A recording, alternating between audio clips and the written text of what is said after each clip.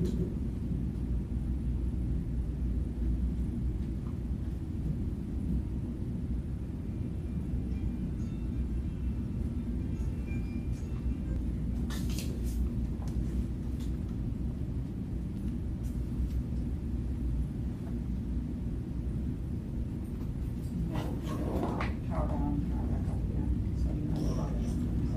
it's PowerPoint's like at the bottom. Yeah, I do see that.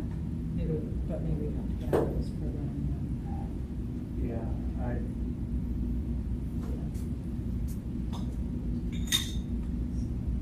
there you go. Okay. What is it compared to the house? There you go.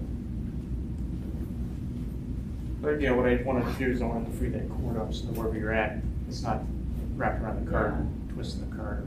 Who else is watching this? I heard there 2 people watching. Huh? People are watching already?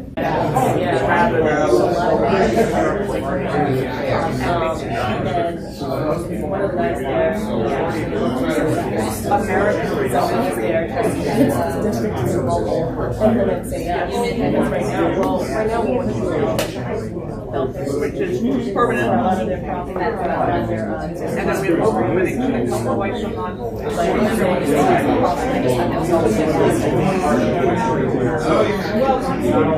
And the eyeglasses are coming in. But you know, I completely expected it They're scheduling kids in for basic vaccinations, visits, and Did you they're see then getting referrals my wife's first cousin, husband is an astronomer. It used to be once a month, no, twice a month, they would expand the number. Once a month, no, twice a month, they would expand the number. To Rochester. I went to somewhere.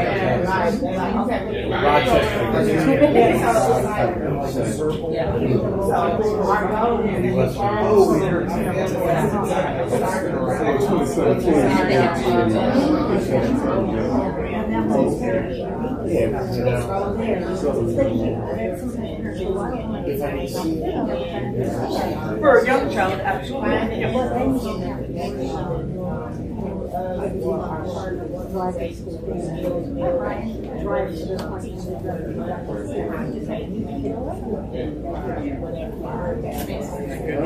Yeah. Are you running a computer then, or? Yeah, I'm okay. Adult program was maintain critical exceptional business or town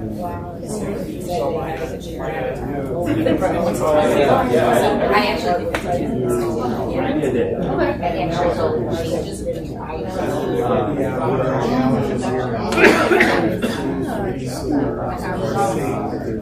right now our I'm not going to class. If I can go out my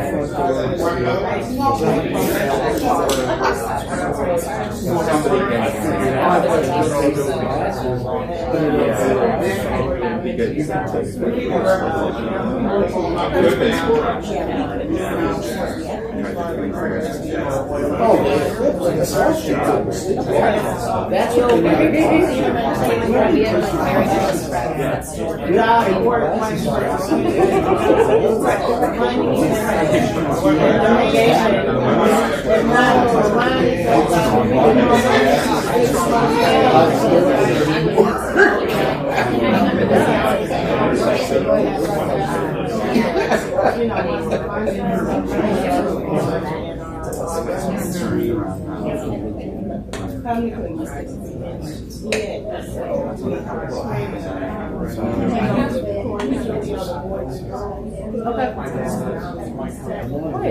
our goal is to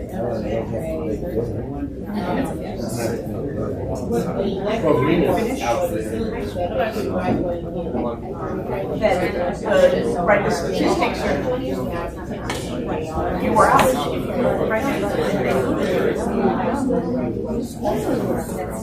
And it's always the girl who gets punished. Story, right? The boy is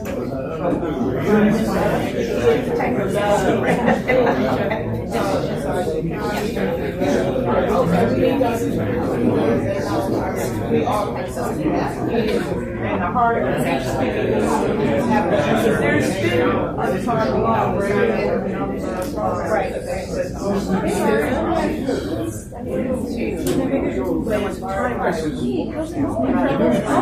And I'm here. With production and all that aspects of that, that's going to be so far we've identified 38 careers.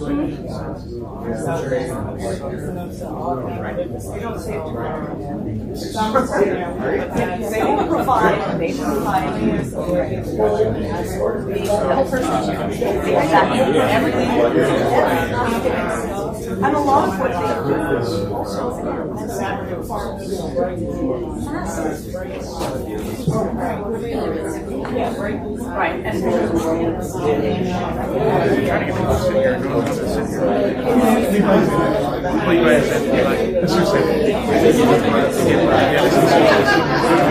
I don't know. They're a little shy, but yeah, you can still. I'll still there for one. I know what I want to do, but yeah, I know.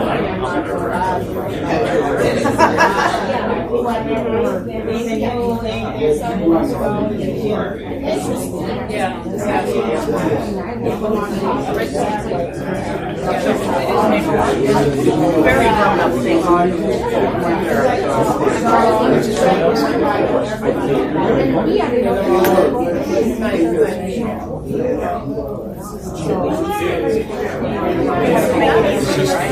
Wherever you sit here, sit there, wherever you want to be.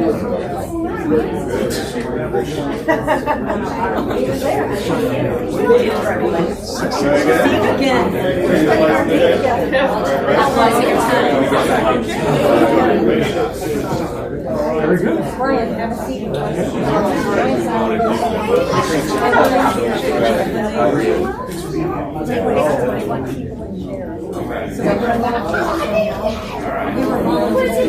We were volunteers.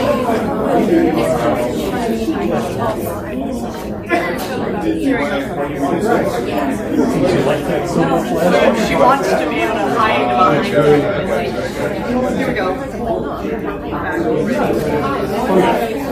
Yes, the units too, so we have windows upstairs, and you'll have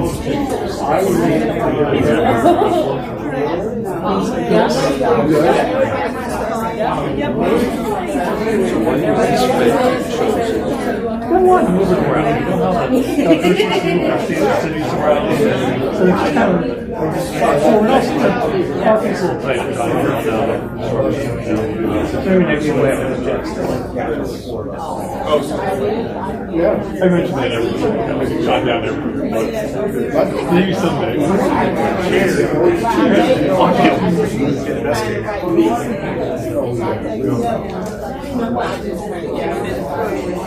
That's okay, you was at it and like, no.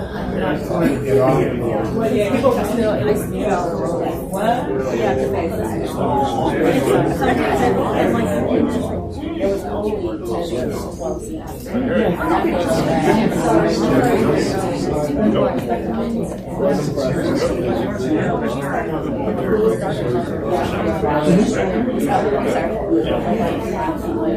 was amazed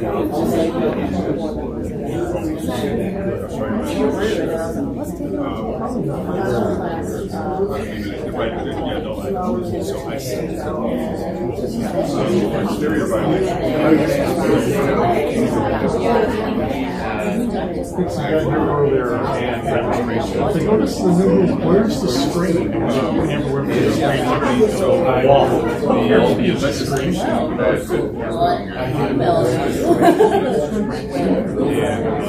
right here, we got to tell you that it's like this.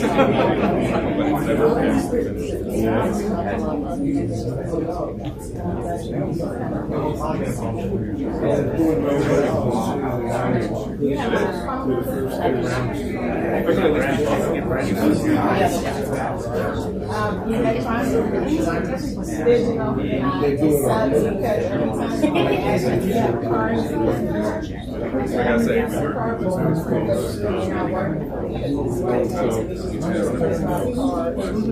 I remember that.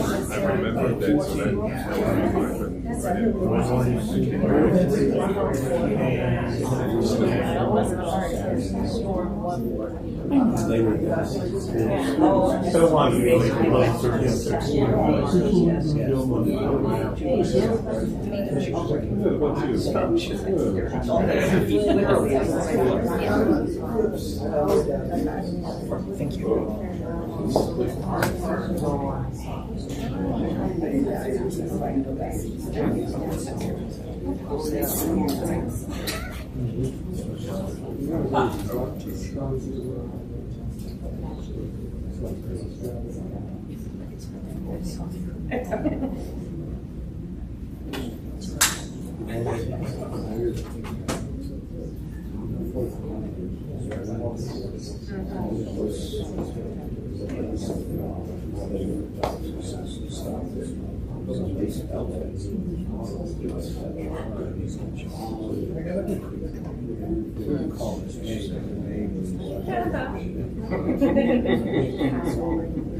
You gotta put it on the display stuff.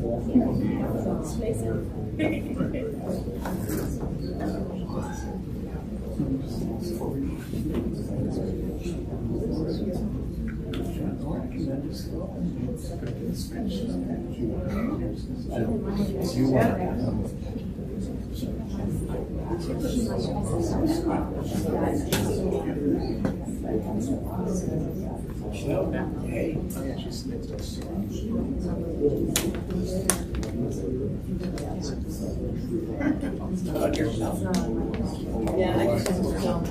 We discovered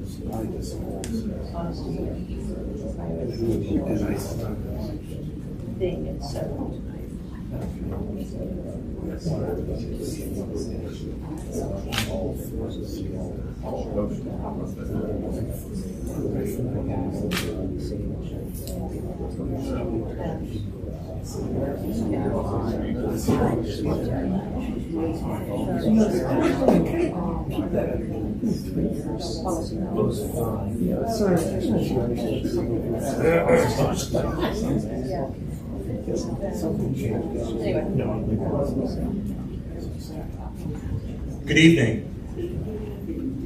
Before we begin the state of the city, we're going to try something a little different. Happy to introduce to you the Heights Poet Laureate, C.R. Friedman, who has prepared something for this occasion. C.R.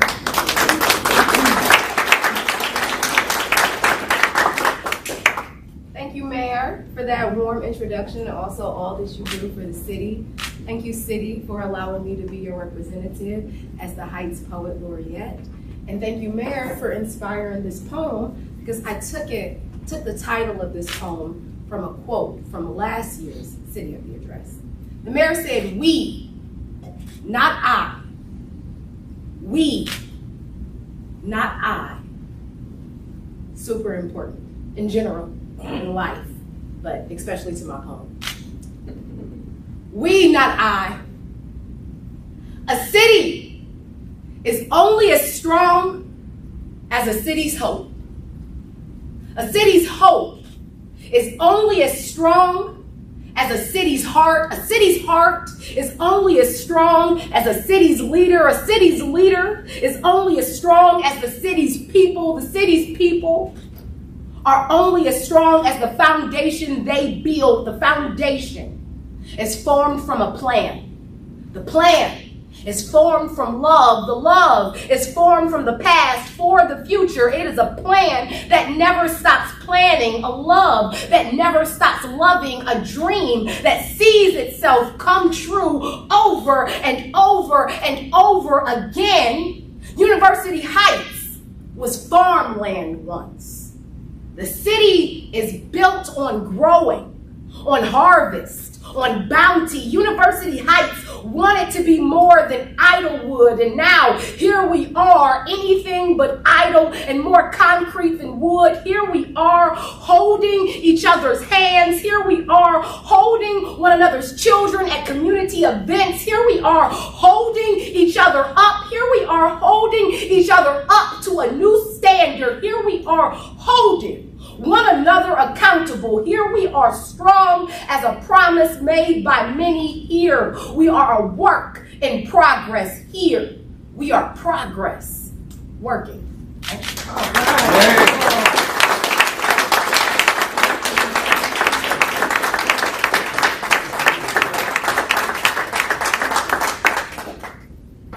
Thank you, Sierra.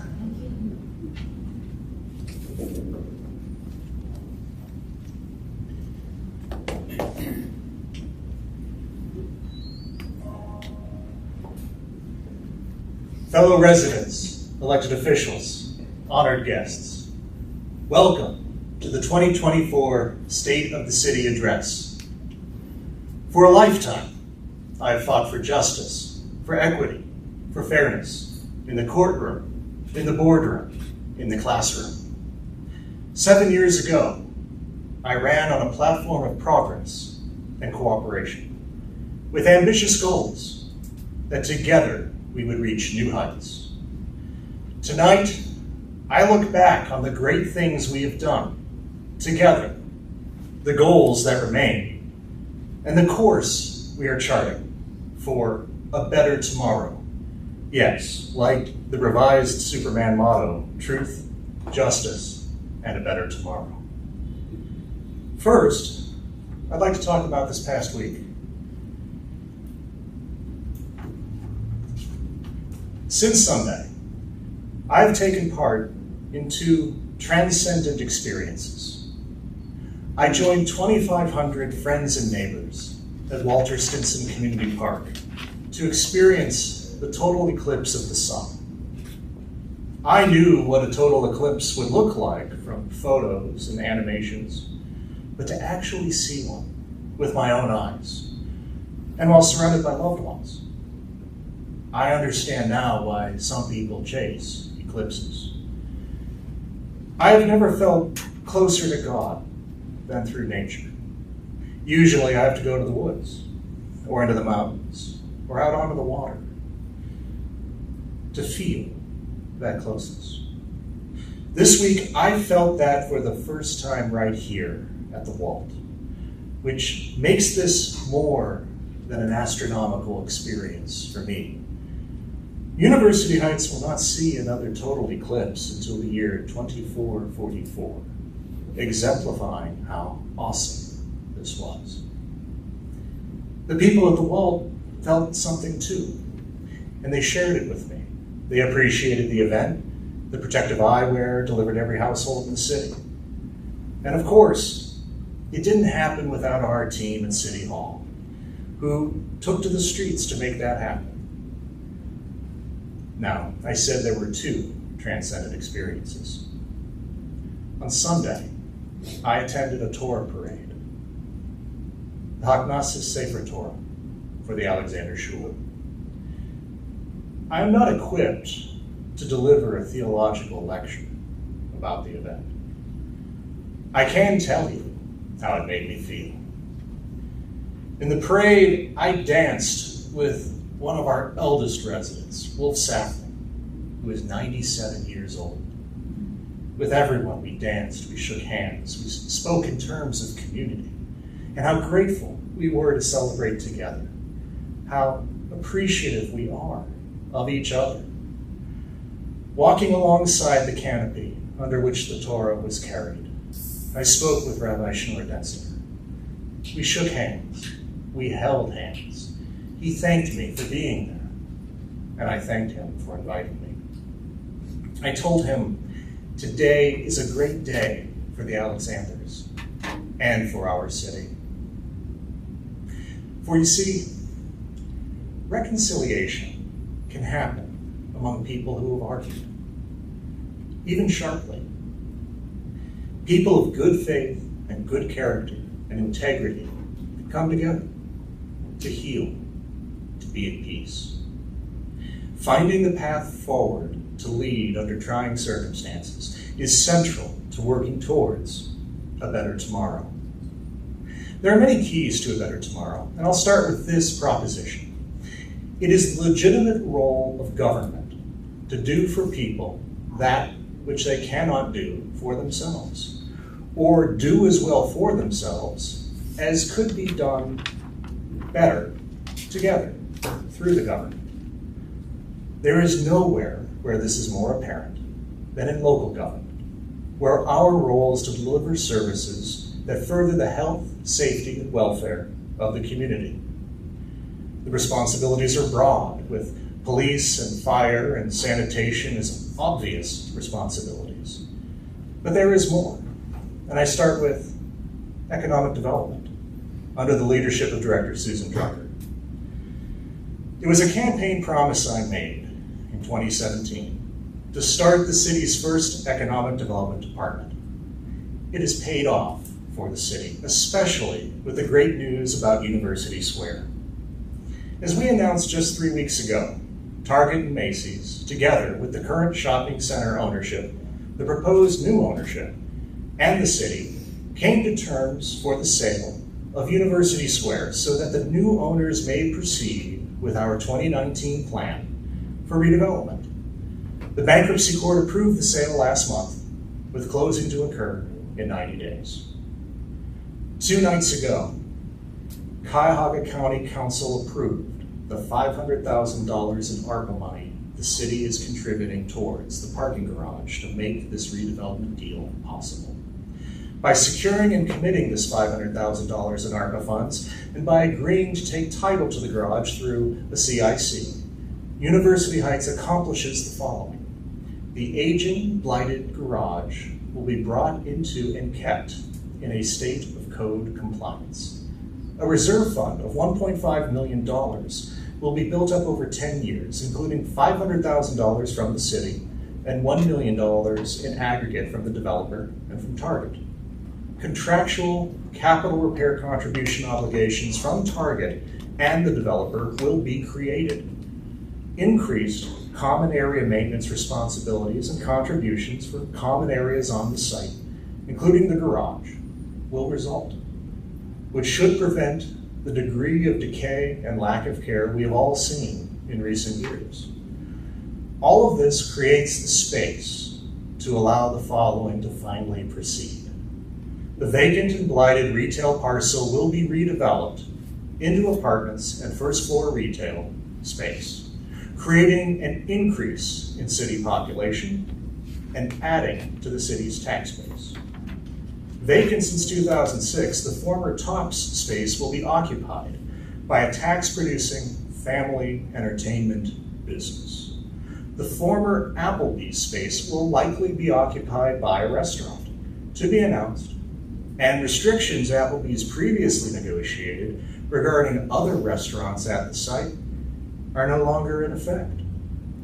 The tax and assessment delinquencies on the core retail and out parcel will be eliminated. The possibility of future development of the out parcel will exist. An open area will be created in between the center's buildings to provide for more walkable space.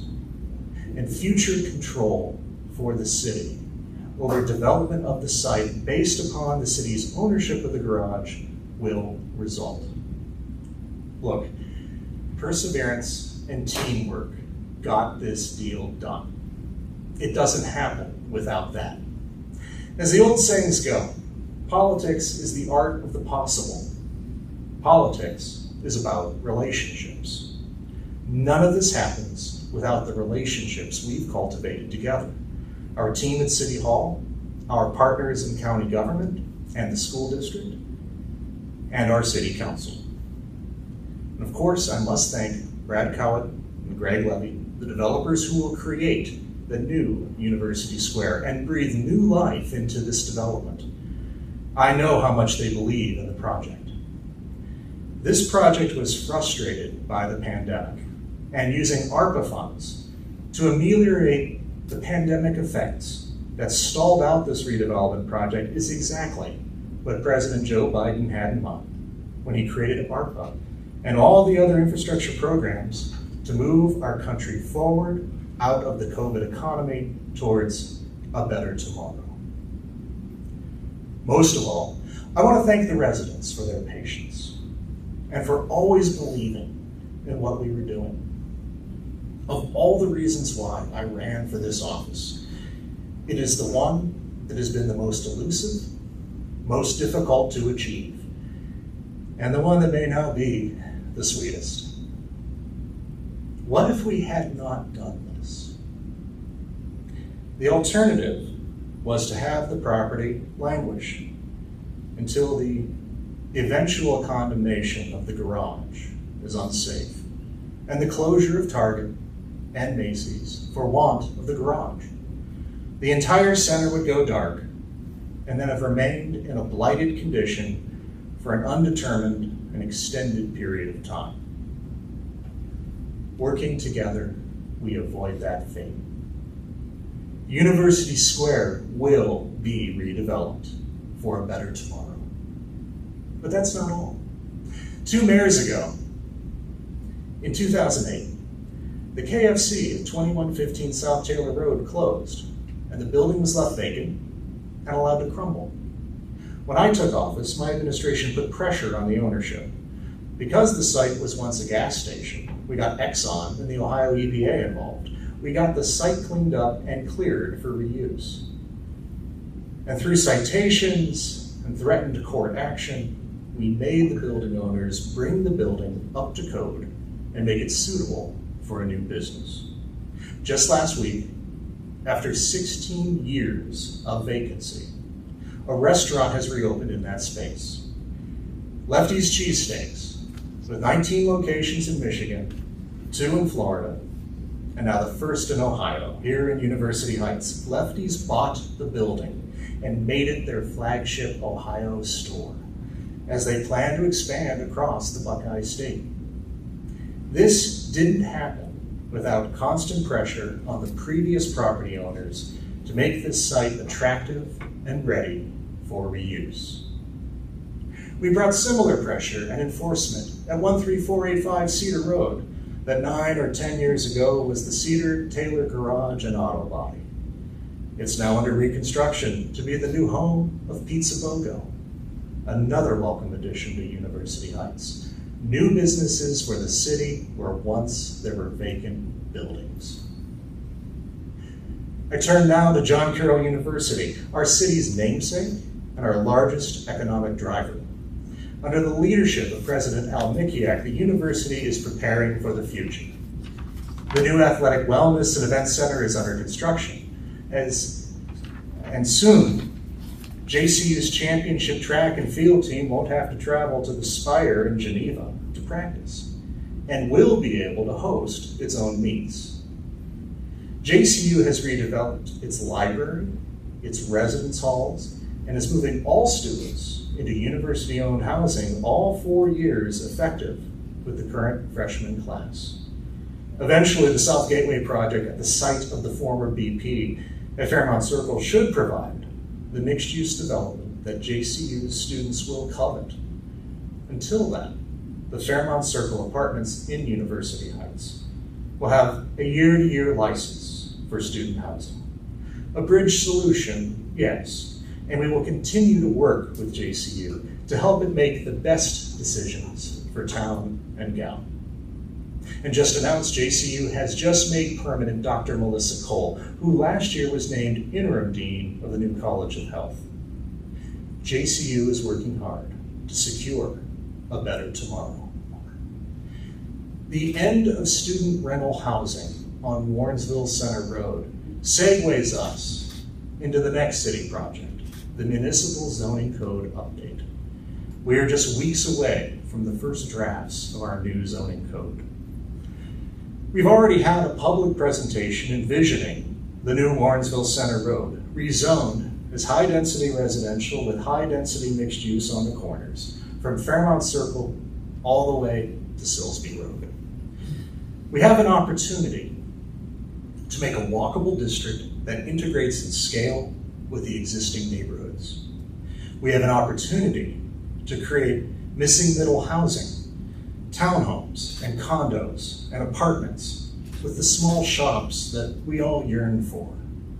We have, and as we program the redo of Warrensville Center Road with traffic calming elements to encourage biking and walking and not just motor traffic, we're taking a page from the Strong Towns movement. It's an opportunity for the downtown our city never had. It all makes for a better tomorrow. The Housing and Community Development Department, like Economic Development, was also created under my administration. We separated functions from the building department and then enhanced both departments. Under the leadership of Director Jeff Engelbrecht, the department continued the pursuit of regional collaboration between University Heights, Cleveland Heights, and South Euclid. We were awarded over $395,000 for the Taylor Road Project Phase 1, funded through a TLCI grant through NOACA, our regional metropolitan planning organization. Phase 1 will reconfigure Taylor Road from Euclid Heights Boulevard to the north on through Cedarbrook Road to the south, and will have a visual impact on the Cedar-Taylor intersection. The intersection will see curb bump outs at all four corners, allowing for shorter crossing times for pedestrians, along with the addition of bicycle lanes throughout. The project continues the city's leadership in sustainability efforts within the region and our collaboration with Cleveland Heights and South Euclid, with the Heights Regional Neighborhood Gateway Phase 1 already underway, which has had 2 meetings already to develop the Heights Regional Active Transportation Plan, formerly known as Bike Boulevards, to create the wayfinding for bicyclists to better travel around our cities. Coming up, we will be programming the NOACA-supported plan for the Washington Boulevard Multi-Purpose Trail to connect Walter Stinson Community Park with Kane Park in Cleveland Heights. All these community development and infrastructure improvements are preparing our city for a better tomorrow. The department is also the home of the city's growing Juneteenth celebration. The city's second annual Juneteenth celebration was the largest event ever held at Walter Stinson Community Park, hosting over 4,000 people from within University Heights and throughout the region. It was a wildly successful, family-friendly event for all freedom-loving residents. And we're looking to top it this year. Dollar Bank is already committed as the exclusive sponsor at the presenting sponsor level and has contributed $10,000 towards this year's celebration. Among residents surveyed, Juneteenth and Fall Fest, the 2 community festivals started under my administration, rank higher with residents surveyed than even our much beloved Memorial Day Parade. Now for the housing programs. The Exterior Maintenance Program grant is available to homeowners seeking assistance in addressing exterior violations at their home. The Heritage Home Program by Cleveland Restoration Society provides no-cost technical assistance to homeowners whose homes are over 50 years old, as well as low-interest loan products for projects.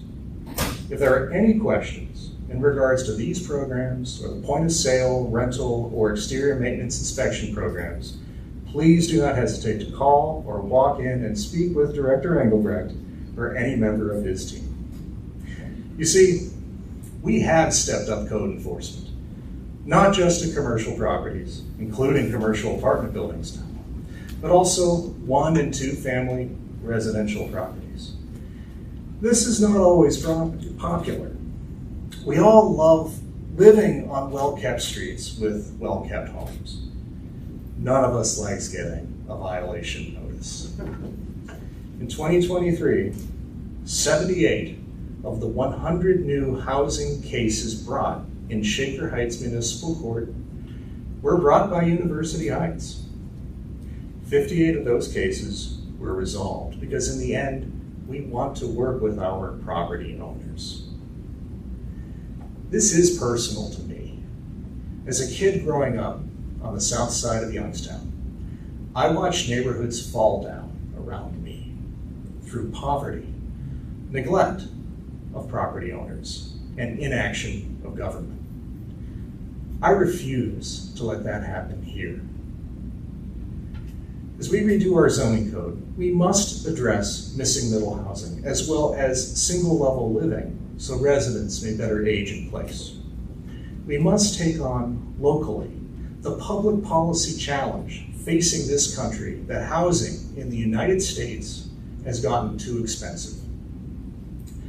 It is less pronounced in Ohio than it is on the coasts, but we are seeing it here now. We are seeing it in large corporate landlords buying up single-family homes and outbidding people who would have bought those homes to live in themselves. We are seeing it in skyrocketing housing prices. We all want our houses to appreciate as investments, yes, but we're reaching a point in University Heights where housing prices are growing out of reach. As we update our zoning, we need to leverage our density while diversifying our housing options. We need to consider accessory dwelling units, so-called granny pods or tiny homes, or even housing over our garages. We need to consider mandating a set-aside for affordable homes and units with our new developments, while allowing that same housing to appreciate so that purchasers can have the same opportunities to generate wealth as we and our parents did.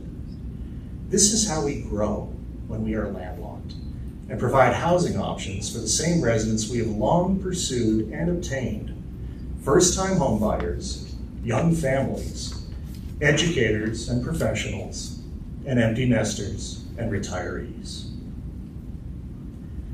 I turn now to the service department under the leadership of Director Alan Pennington. Well, Alan would like me to tell you how we improved the leaf collection last year, and we did, and saved a lot of money on our leaf composting, and we did. The real news is the modernization underway of our city recycling program. About 3 weeks ago, I signed the ordinance that will modernize our recycling program as I've advocated for since 2020. The vote was 7-0. Thank you, City Council. This year, we will end the use of blue plastic bags for recyclables. We will issue a wheeled cart to every household that requests one. We are obtaining an automated truck for curbside recycling collection. We will assist qualifying residents who seek assistance getting their cart to the curb. We will develop an education program for the new way to recycle in University Heights. We will increase our recycling volume and reduce our use of landfills. When Cleveland Heights implemented curbside recycling in 2022, it increased its recycling by 70%. This is an opt-in program. Residents will not get a cart automatically. You must request one.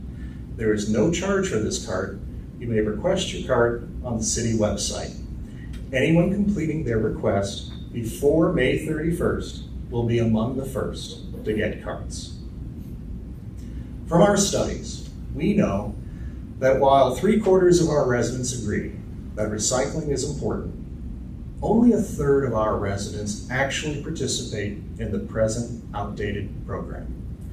This new program is one that our residents can rely on to actually recycle our recyclables, increase the number of eligible items, and control costs associated with landfilling.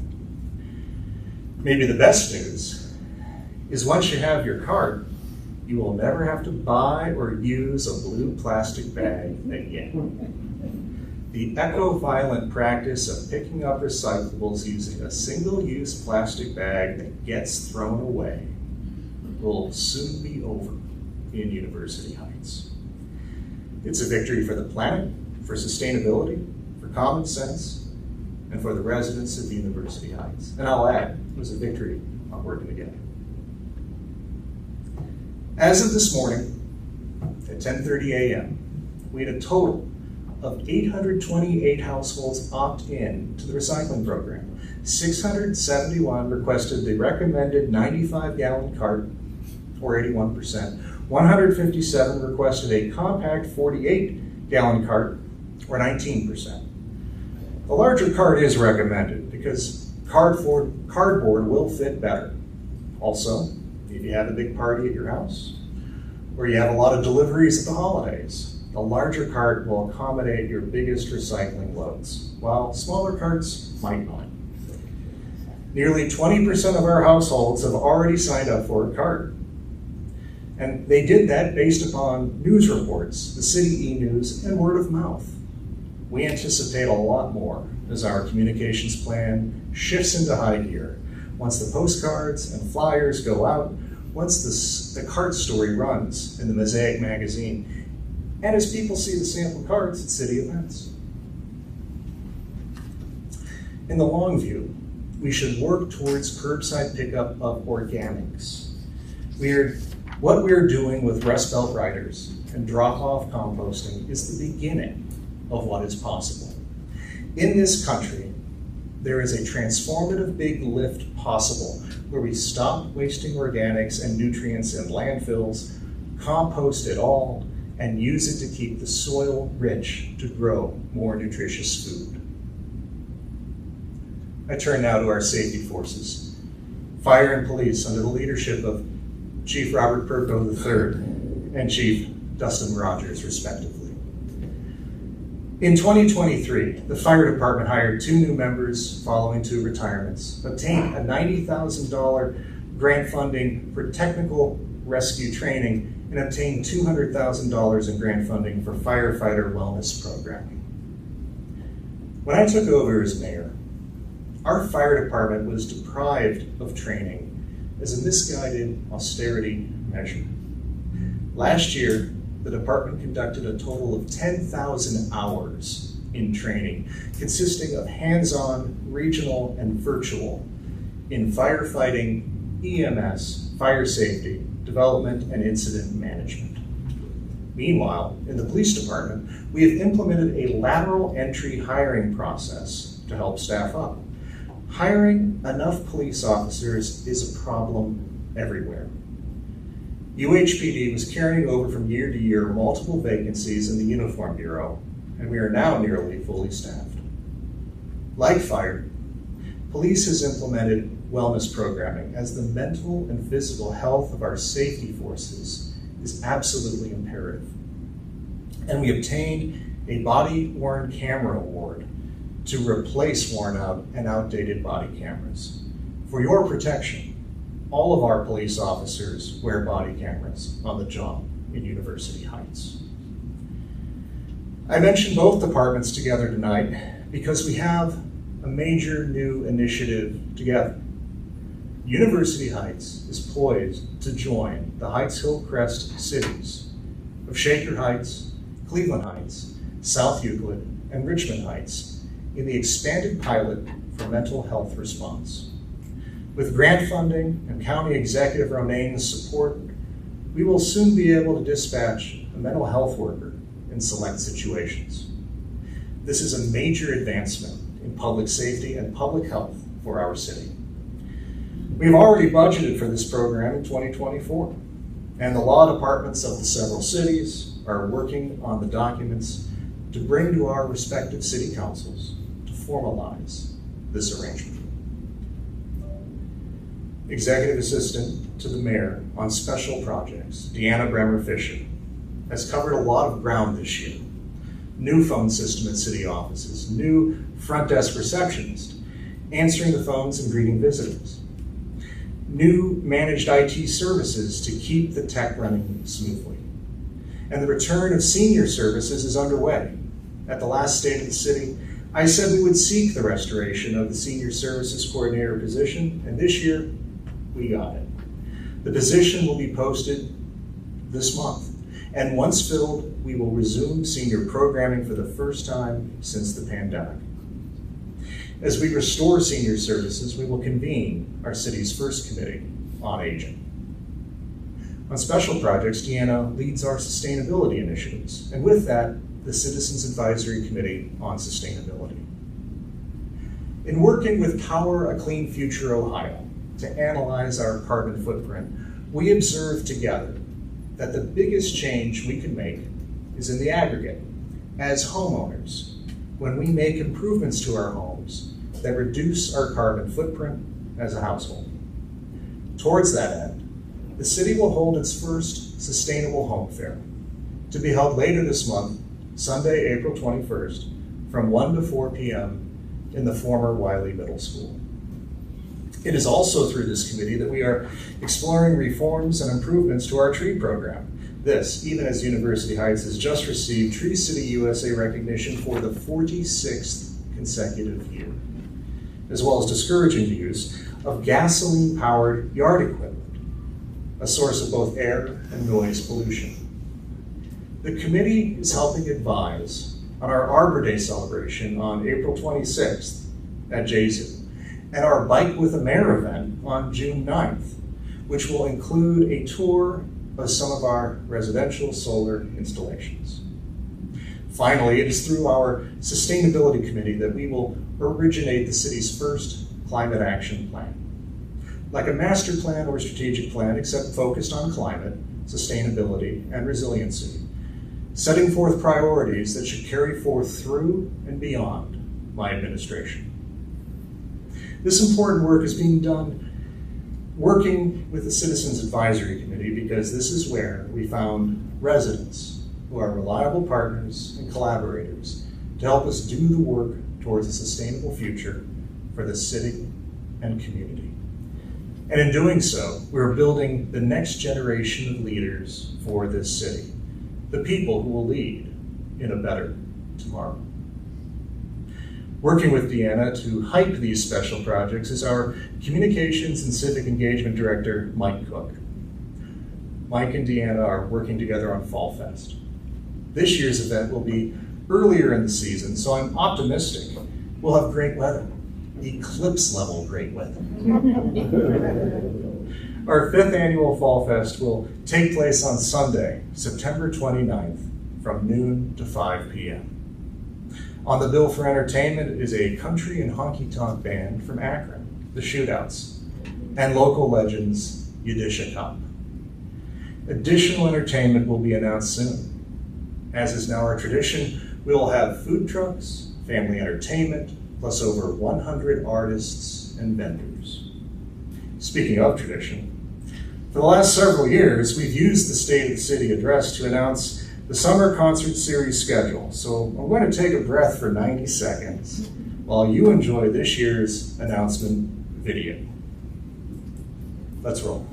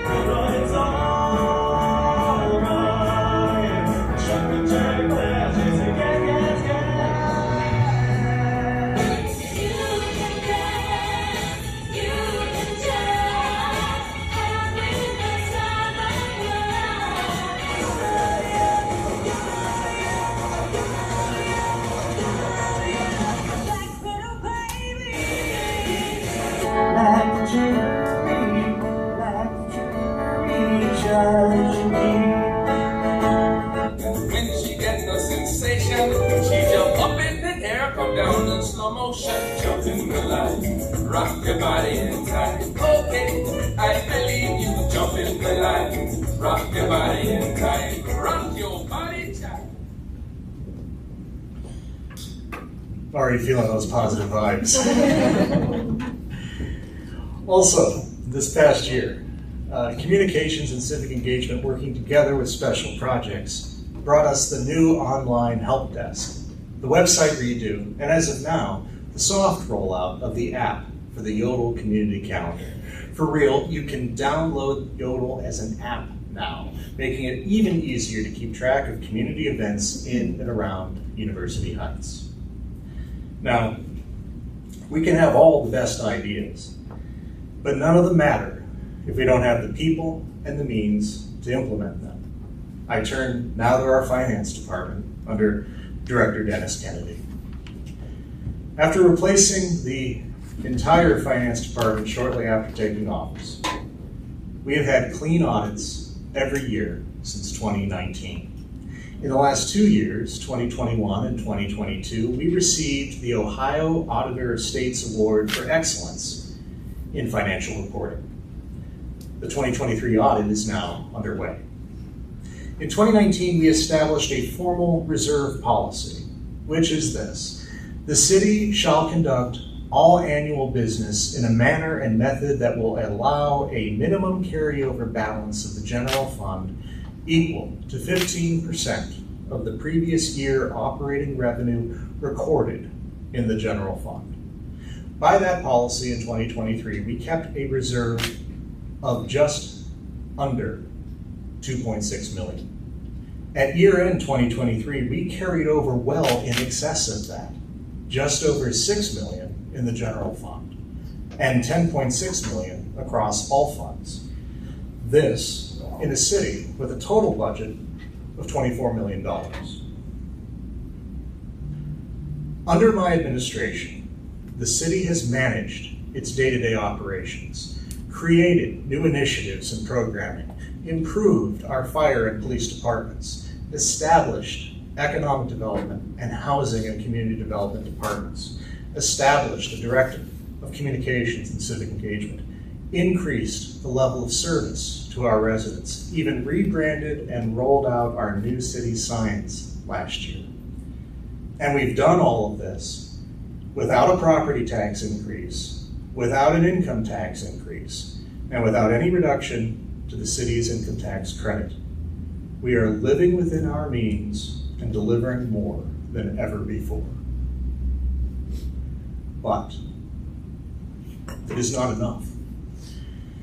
You demand more, and we can do more.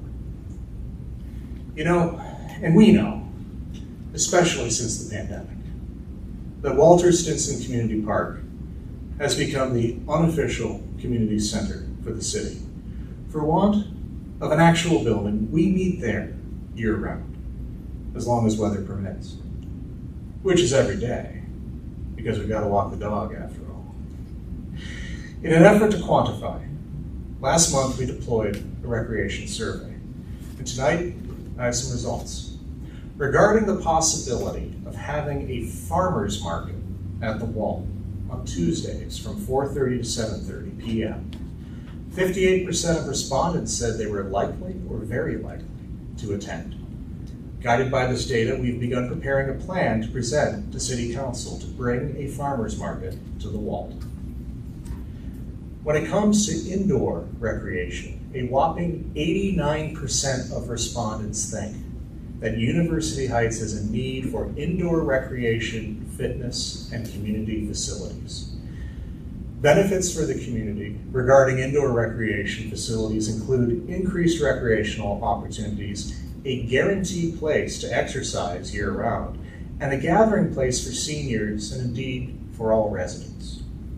The highest rated activity suggestions for indoor recreation include indoor walking and running track, cardio and fitness equipment, an indoor swimming pool, and a yoga and dance studio. Non-fitness related indoor recreational activities that were highly rated include senior activities and meeting spaces, community meeting space and special events, and an arts and makerspace area. All of these recreation additions have this in common. There is nobody better than the city to fill this demand. But to do that, we need a site. And there's no site more obvious than the former Frank J. Wiley Middle School. Accordingly, I support the city seeking the acquisition of the former Wiley Middle School.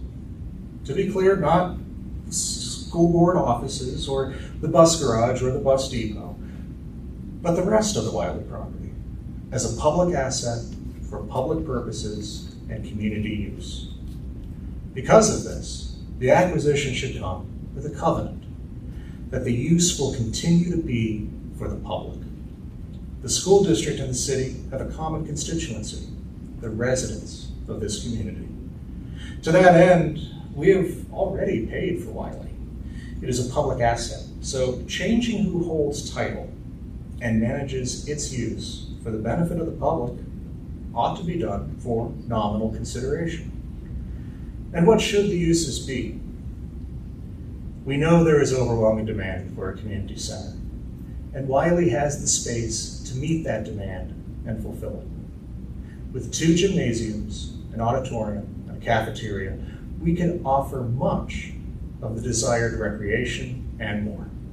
We could offer indoor pickleball and basketball, offer year-round programming, a true home for the University Heights Symphonic Band, restore the home of Heights Youth Theater, work with Jesu and others on their requests for practice and play space, have our own rain location for the city summer concert series, and be able to provide the site for services and programming for seniors, youths, and all ages in between. There are possibilities in enhancing outdoor fitness beyond our current tennis courts, in building a dog park, in expanding our offerings for aquatics beyond the current pool, especially with Purvis Park adjacent to Wiley.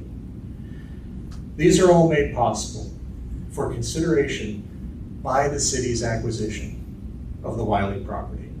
Wiley is technically a brownfield, as it has existing development on it, so there are funding opportunities that may assist in the conversion. We should agree as a city that to serve our constituents, to meet their needs, that we should do this. And there's another pressing reason as well.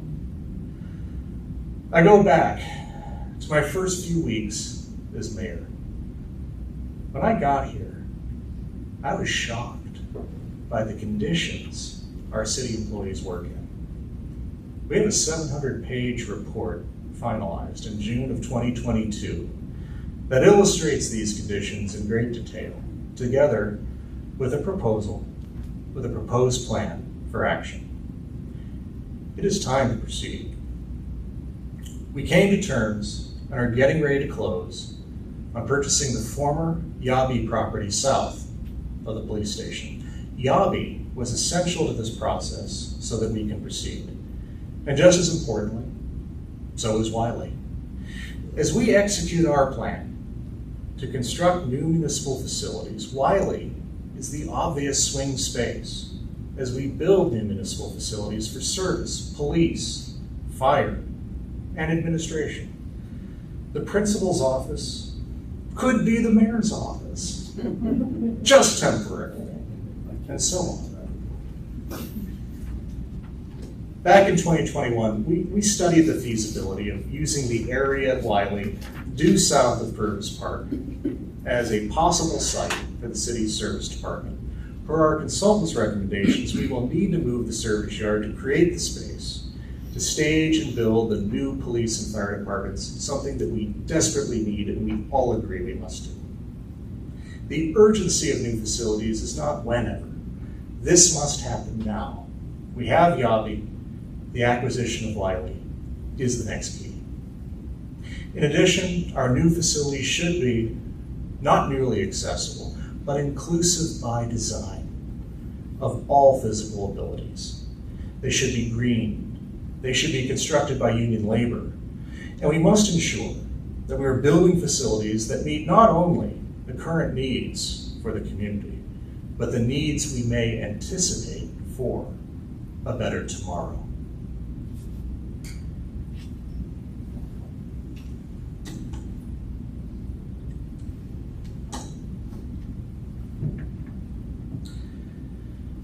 Being your mayor has been a dream, yet it was not my lifelong dream. I've long felt the desire to serve the public. I volunteered and served on nonprofit boards for years leading up to and throughout my time as mayor.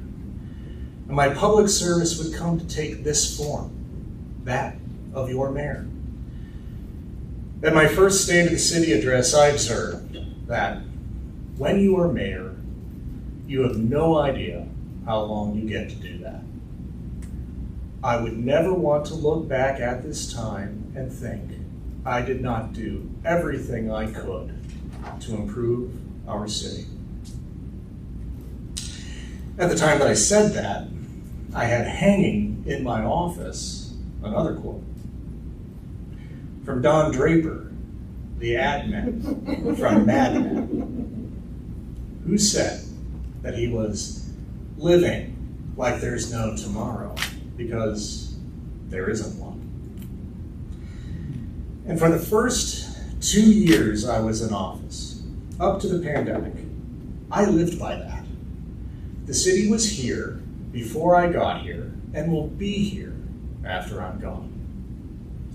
So I was working in the immediate, in the here and now. I was living in the present tense. Earlier this year, I had the occasion to meet Michael Steele, former Lieutenant Governor of Maryland. He told me that no one is guaranteed the future. One is only guaranteed right now. I am not today thinking about where I will be in 2 years or 6 years, but I am thinking about where the city will be then and beyond. And I'm thinking about the work we will complete to do that.